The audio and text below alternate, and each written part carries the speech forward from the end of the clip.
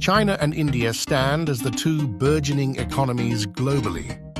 Initially, back in 1988, their nominal GDPs were nearly equal, with China slightly leading in terms of purchasing power parity by 1990. Fast forward to 2023, and China's GDP has surged to 4.74 times that of India.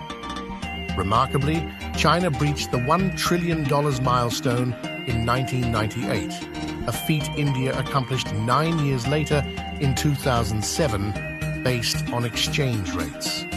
Presently, in 2023, China ranks as the second largest economy globally, while India holds the fifth position in nominal terms.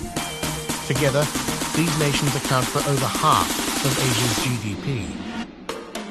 Here's the pivotal question. How did China manage to outpace India, expanding its economy nearly sixfold in terms of GDP? There exist three fundamental factors driving this substantial economic disparity between the two nations, which we'll delve into shortly.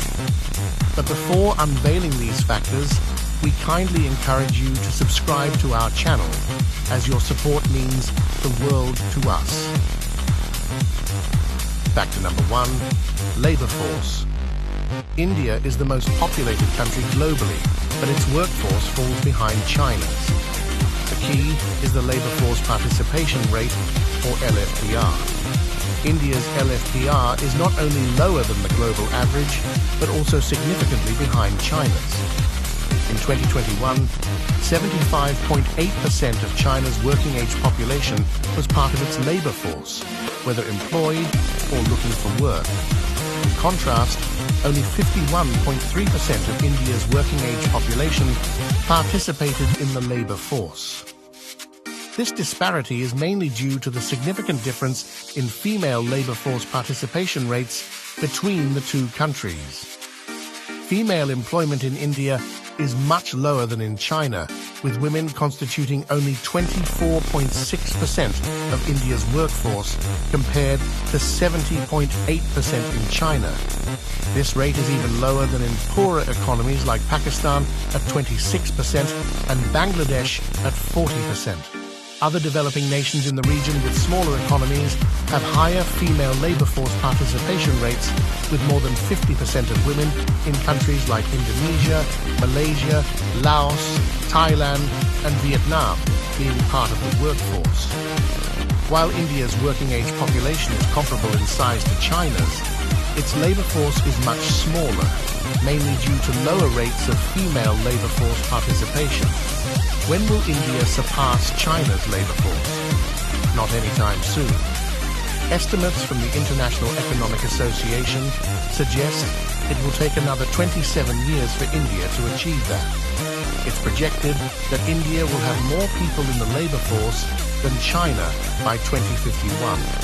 India not only faces challenges with its low labor force participation, but also with the productivity of its workforce.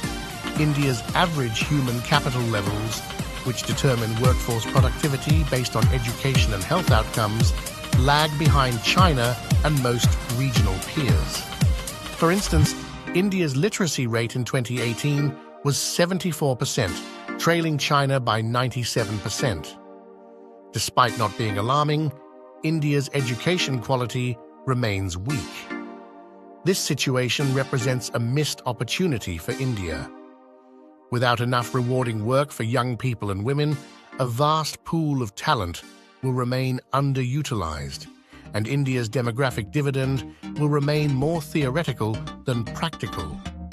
It's clear that while India will become the most populous country, it won't surpass China in terms of a larger and better educated labor force anytime soon.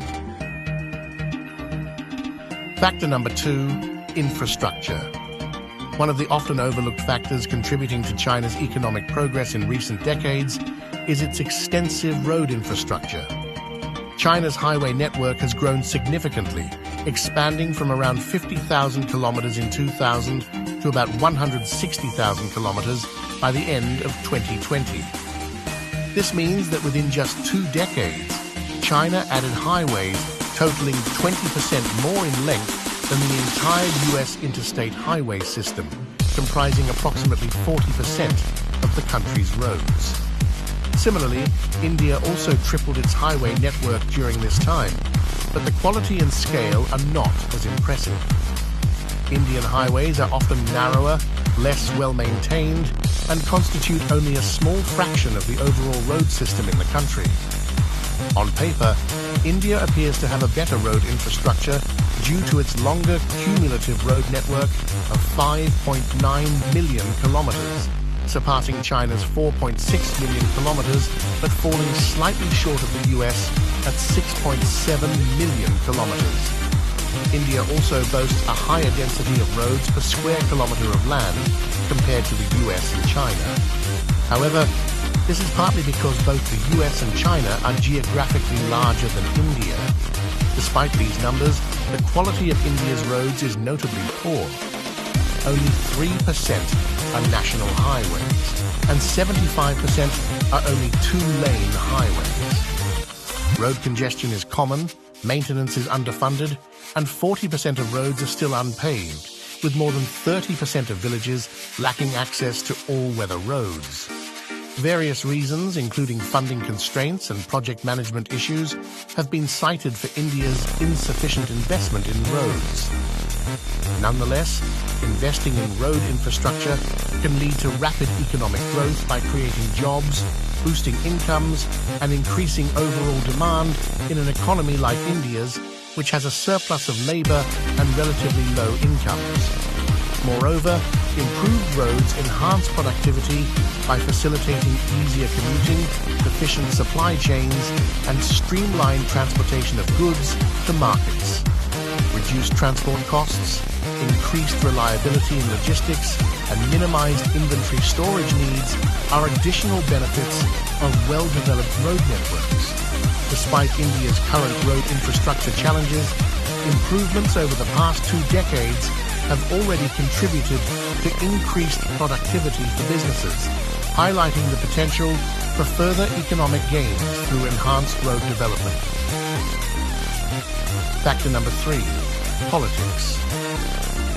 It's widely acknowledged that both China and India have experienced remarkable progress in recent decades, but China's growth has been particularly astonishing.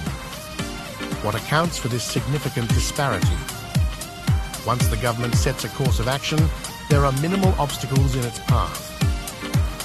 Take, for instance, the construction of the Three Gorges Dam, a colossal hydropower project that spanned over a decade. Despite displacing more than 1.2 million people, this endeavor now supplies affordable, clean energy to 10 provinces and municipalities, facilitates river transportation, and slashes tens of millions of tons of polluting emissions annually. Despite the project's substantial social and environmental costs, it has bolstered China's clean energy reserves and generated thousands of jobs